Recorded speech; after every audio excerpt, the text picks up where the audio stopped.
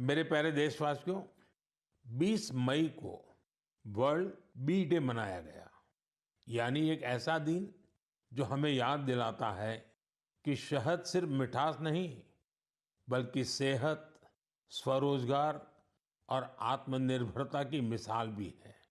पिछले 11 वर्षों में मधुमक्खी पालन में भारत में एक स्वीट रिवॉल्यूशन हुआ है।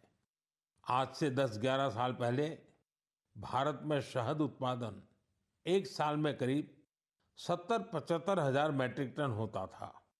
आज ये बढ़कर करीब करीब 1.25 लाख मैट्रिक टन के आसपास हो गया है। यानी शहद उत्पादन में करीब 60% की बढ़ोतरी हुई है। हम हनी प्रोडक्शन और एक्सपोर्ट में दुनिया के अग्रणी देशों में आ चुके हैं। साथियों, इस पॉजिटिव इम्पैक्ट में राष्ट्रीय मधुमक्खी पालन और शहद मिशन की बड़ी भूमिका है। इसके तहत मधुमक्खी पालन से जुड़े हजारों किसानों को ट्रेनिंग दी गई, उपकरण दिए गए और बाजार तक उनकी सीधी पहुंच बनाई गई। साथियों, ये बदलाव सिर्फ आंकड़ों में नहीं दिखता, ये गांव की जमीन पर भी साफ नजर आता है। छत्तीसगढ़ के कोरिया जिले का एक उदाहरण है। यहाँ आदिवासी किसानों ने सोन हनी नाम से एक शुद्ध जैविक शहद ब्रांड बनाया है। आज वह शहद जैम समेत अनेक ऑनलाइन पोर्टल पर बिक रहा है। यानी गांव की मेहनत अब ग्लोबल हो रही है। इसी तरह उत्तर प्रदेश, गुजरात, जम्मू कश्मीर, पश्चिम बंगाल और अरुणाचल प्रदेश में हजारों महिलाएं और युवा अब हनी उद्यमी बन चुके हैं। साथियों, और अब शहद की केवल मात्रा नहीं, उसकी शुद्धता पर भी काम हो रहा है। कुछ स्टार्टअप अब एआई और डिजिटल टेक्नोलॉजी से शहद की गुणवत्ता को प्रमाणित कर रहे हैं। आप अगली बार जब भी शहद खरीदें तो इन हनी उद्यमियों द्वारा बनाए गए शहद को जरूर आजमाएं।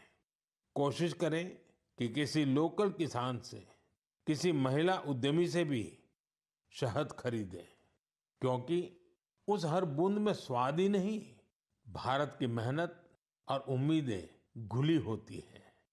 शहद की ये मिठास आत्मनिर्भर भारत का स्वाद है। साथियों, जब हम शहद से जुड़े देशों के प्रयासों की बात कर रहे हैं, तो मैं आपको एक और पहल के बारे में बताना चाहता हूं।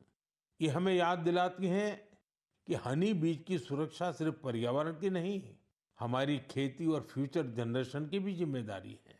ये उदाहरण है पुणे शहर का, जहां एक हाउसिंग सोसाइटी में मधुमक्खियों का एक छत्ता हटाया गया। शायद सुरक्षा के कारण या डर की वजह से, लेकिन इस घटना ने किसी को कुछ सोचने पर मजबूर कर दिया। अमित नाम के एक युवा ने तय किया कि बीज को हटाना नहीं, उन्हें बचाना चाहिए।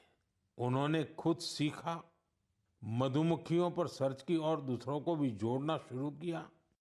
धीरे धीरे उन्होंने एक टीम बनाई, जिसे उन्होंने नाम दिया बी फ्रेंड्स, यानी बी मित्र।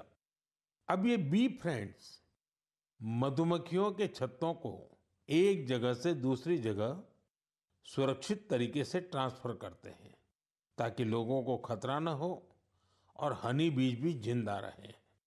अमित जी के इस प्रयास का असर भी बड़ा शानदार हुआ है। हनी बीज की कॉलोनी बच रही है, हनी प्रोडक्शन बढ़ रहा है और सबसे जरूरी है, लोगों में अवेयरनेस भी बढ़ रही है।